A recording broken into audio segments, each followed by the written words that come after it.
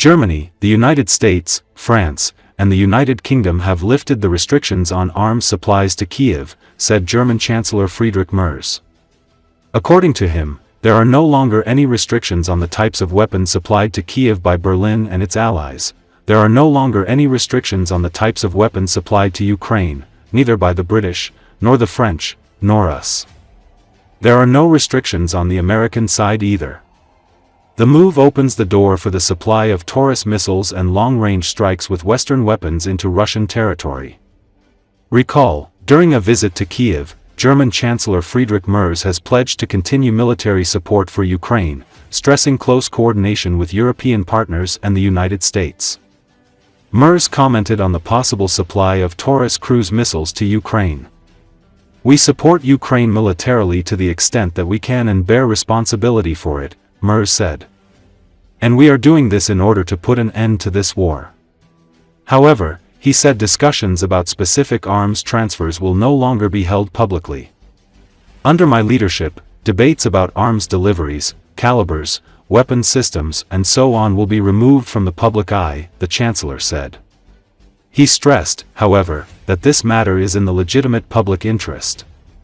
Merz added that decisions on the type and amount of military assistance will continue to be made within the federal cabinet and in close coordination with international partners.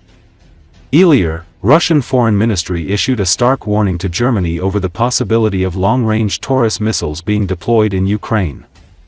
Russian Foreign Ministry spokesperson Maria Zakharova said that Russia would treat Taurus missile strikes on its critical transport infrastructure as direct German involvement in the Ukrainian conflict. Germany's Foreign Minister Johann Wiedefuss said that Russia's recent attacks on Ukraine require additional Western sanctions. "Putin is not interested in peace, he wants to continue this war, and we must not allow this, which is why the European Union will agree on additional sanctions," Wiedefuss said during a broadcast on ARD.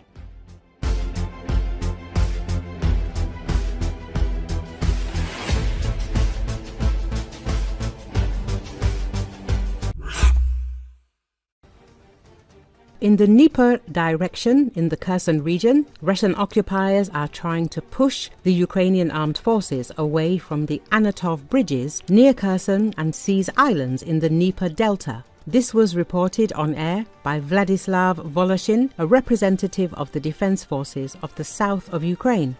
According to him, in the south, the enemy has intensified its aviation and increased the number of drone strikes. In addition, the enemy is not reducing the number of assault actions and artillery shelling on the positions of the Ukrainian defense forces and settlements adjacent to the line of combat contact. In particular, in the Dnieper direction, the enemy is regrouping, conducting logistical, evacuation and reconnaissance activities to continue attempts to capture the Dnieper Island zone. According to Voloshin, in the Kherson region, the enemy has concentrated assault groups at several points to conduct forcing actions with small groups of infantry. The enemy is trying to push our defenders away from the Antonov bridges. It is also trying to take control of several islands in the south of the island zone. In particular, these are Zabich, Nestriga, Gozuliski. There, the enemy wants to take some bridgehead and then gradually island by island, strait by strait, carry out a landing on the right bank, Voloshin explained. He added that, as for now, all these attempts are futile. Judging by the number of forces and resources that the enemy has concentrated there, they are quite sufficient for such assault operations. At the same time, according to Voloshin, they are not enough for a classic crossing of the Dnieper. However, the enemy will constantly act actively there, constantly maintain activity thanks to the fact that it has gathered the appropriate number of forces there, the military man explained. In the Novopavlovsk direction, the enemy carried out strikes on the positions of the Ukrainian armed forces and populated areas, in particular with guided aerial bombs. In just one day, in the Novopavlovsk direction, the defense forces repelled 14 attacks on the positions of our troops near Novopol, Bogatyr, Svobodnoy Pole, Novosyolka and Zeleny Pole. As the speaker explained, the enemy continues active operations there.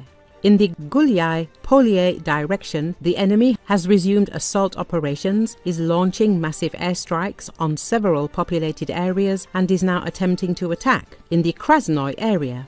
One assault was unsuccessful, but the enemy's airstrikes have increased significantly in this direction. Unguided missiles are being used to strike Krasnoy, Gulyaipol and several other populated areas. The situation is no less difficult in the Orekhov direction, where the enemy used both aviation and drones. Our defenders successfully repelled 2 attacks there in the area of Novoandreevka and Novodanilovka, the speaker said. In these areas, the enemy is sticking to assaults by small groups of infantry. Such attacks are preceded by massive shelling of the Ukrainian armed forces' positions. As Voloshin explained, the Russians are launching massive strikes from various weapons on the corresponding Ukrainian structures and buildings. Then, under the cover of electronic warfare, drones and aviation, enemy infantry groups of up to 7 people are sent to assault. For fast movement, they use motorcycles, one of which is equipped with electronic warfare equipment.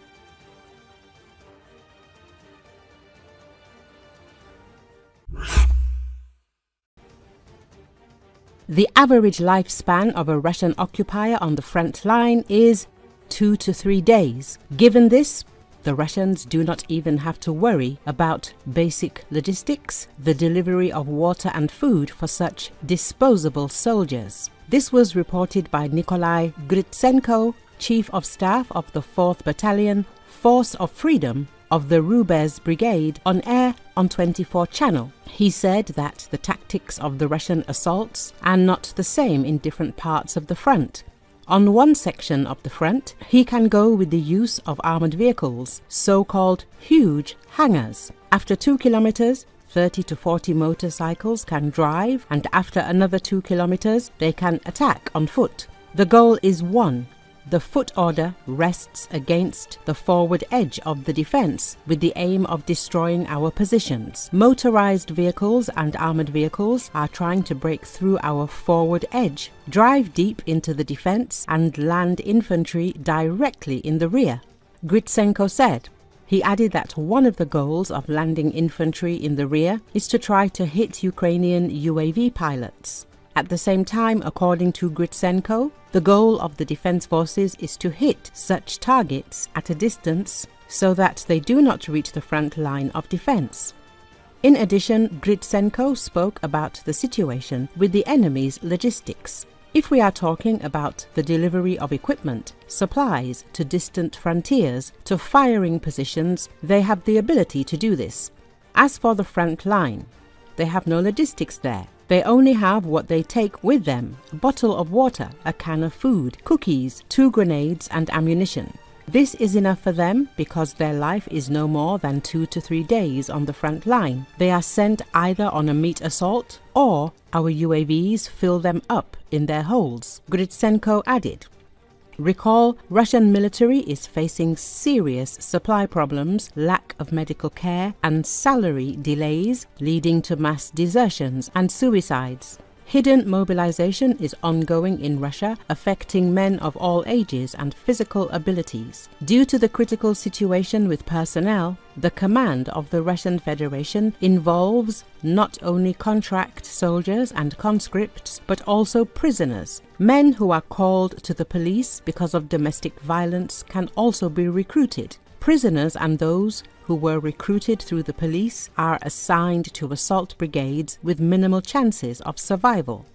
After being enlisted in the ranks of the Russian armed forces, the military face problems of supply and logistics. Soldiers in the hot spots are not supplied with food and water, and parcels with necessary items do not arrive. Diseases such as dysentery are spreading through the consumption of water from the rivers.